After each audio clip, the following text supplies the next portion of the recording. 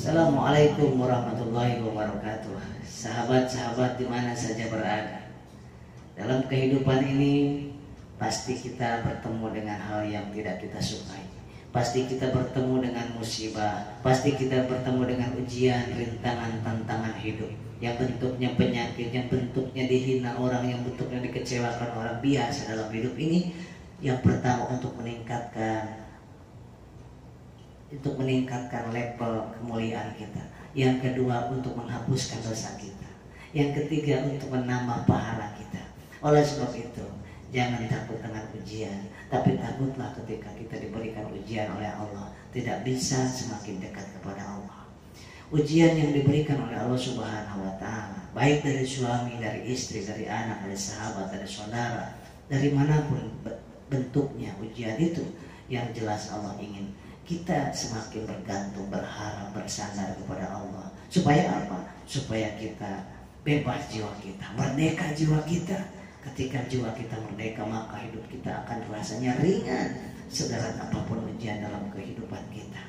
Apa yang dimaksud jiwa yang merdeka? Jiwa yang merdeka adalah jiwa yang tidak bergantung kepada manusia, tidak bersandar kepada manusia, tidak ingin dinilai, dihargai, dibalas oleh manusia, yang tidak punya apa-apa, yang la haula wala quwata illa billah. Tidak ada daya, tidak ada upaya, tidak ada bisa menggerakkan tangan, jari dan matanya sedikit pun, tidak bisa menggerakkan jantungnya satu detak pun kecuali atas pertolongan Allah. Dan tidak mungkin kita berharap kepada manusia yang lemah itu akan bahagia, karena dia pun gak bisa membahagiakan dirinya. Dia pun gak bisa untuk mengurus dirinya tanpa pertolongan Allah. Oleh karena itu, kalau kita ingin bahagia, ingin menjadi jiwa yang merdeka, maka satu-satunya kita kenali Allah, kemudian kita akrabi Allah, kita komunikasi dan laporan terus kepada Allah, kemudian kita bisa bersyukur terus kepada Allah, sehingga kita bisa bersandar,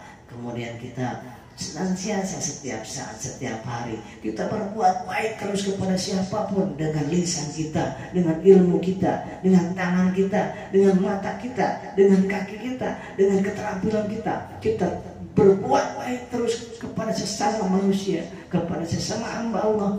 Tapi jangan sekali-kali ingin dinilai baik oleh manusia, jangan sekali-kali ingin dihargai oleh manusia, jangan sekali-kali berharap dibalas oleh manusia, karena akan membuat kita kecewa, sakit hati. Karena itulah kunci penderitaan. 3 kunci penderitaan itu adalah ingin dinilai oleh manusia, ingin dihargai oleh manusia, ingin dibalas oleh manusia. Dan kunci kebahagiaan yang hakiki adalah hanya ingin dinilai oleh Allah, hanya ingin dihargai oleh Allah, hanya ingin dibalas oleh Allah dari setiap kata-kata kita, dari setiap aktivitas kita, dari setiap kebaikan-kebaikan yang kita lakukan. Hanya ingin dibalas, dihargai, dinilai oleh Allah. Insya Allah kita bersama-sama belajar, berlatih tentang hal ini.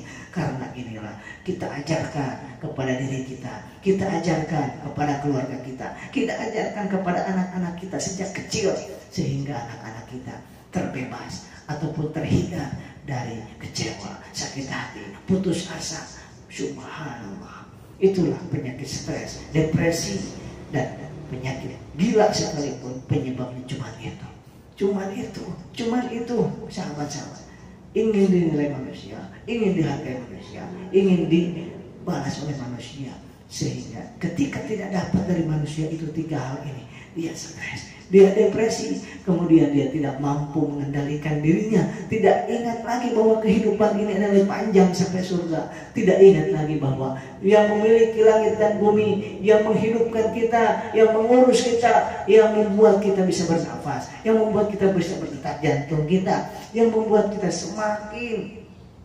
membuat kita bisa bernafas, membuat kita bisa tidur, yang membuat kita bangun, yang membuat kita mengalir darah kita, yang memberikan rezeki sama ini kepada kita, yang memperhatikan kita setiap saat, setiap kejap mata.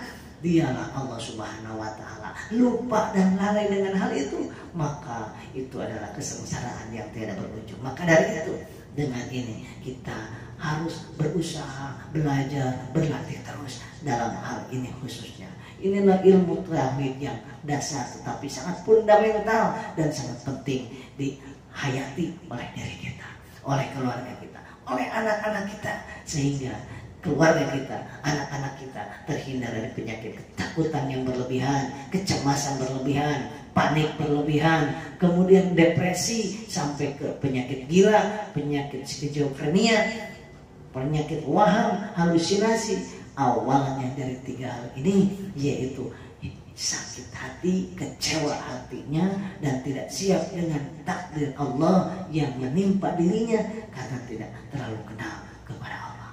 Oleh sebab itu, ilmu yang paling utama kita ajarkan kepada diri kita harus kita cari selalu setiap saat. Yang kita ajarkan kepada istri dan anak-anak kita, yang kita ajarkan kepada keluarga kita, yang nomor 1 adalah ilmu tentang mengenal Allah. Tidak ada gunanya kita sholat setiap hari kalau kita tidak kenal kepada siapa kita menyembah itu. Tidak ada gunanya kita umroh dan haji bolak-balik kalau kita tidak mengenal, tidak paham, tidak yakin, dan tidak akrab, tidak bisa berkomunikasi. Maksudnya tidak bisa mengenal dengan baik kepada siapa yang kita datangi, siapa yang memanggil ke Baitullah itu, dan siapa yang memberikan balasan kita ke Baitullah itu. Dia Allah Subhanahu wa Ta'ala.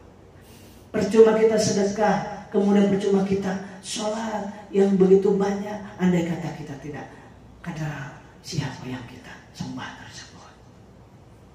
Sahabat-sahabat, mari kita belajar dimanapun, dengan media apapun, untuk mengenal siapa Allah, untuk semakin yakin akan kebesaran dan keagungan Allah, dan semakin yakin akan kelemahan diri kita di hadapan Allah, kefakiran diri kita di hadapan Allah, bahwa kita ini orang makhluk yang fakir, miskin di hadapan Allah, tidak berdaya di hadapan Allah, lemah di hadapan Allah, tidak mampu apa-apa dan tidak punya apa-apa dan tidak tahu apa-apa di hadapan Allah.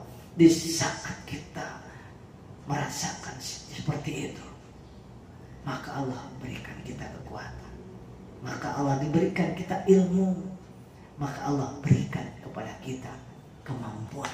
Di saat kita merasa lemah, merasa miskin, merasa fakir, merasa tidak tahu apa-apa, Allah berikan kepintaran, Allah berikan kemampuan, Allah berikan kekuatan, Allah berikan kekayaan kepada kita, sahabat-sahabat semuanya.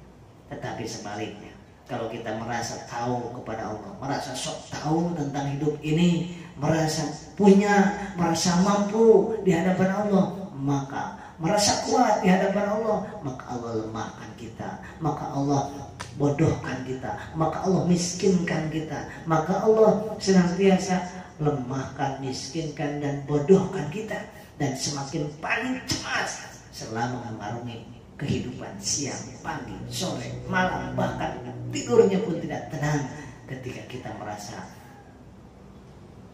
kuat, merasa mampu, merasa punya di hadapan Allah, dan sok tahu tentang hidup ini di hadapan Allah Subhanahu wa Ta'ala.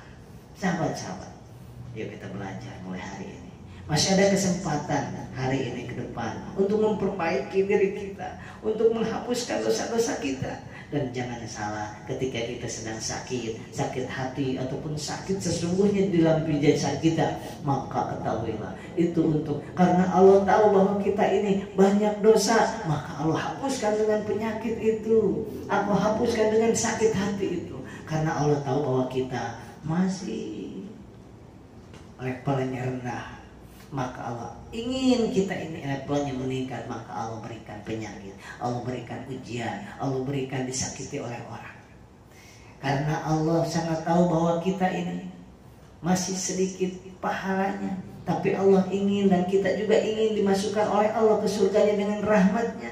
Maka Allah sengaja membuat kita penyakit, membuat dan disengaja oleh Allah dikirimkan orang-orang yang menyakiti kita, dikirimkan orang-orang yang memfitnah kita, dikirimkan orang-orang yang menghardik dan menyakiti, membohongi, menzalimi kita.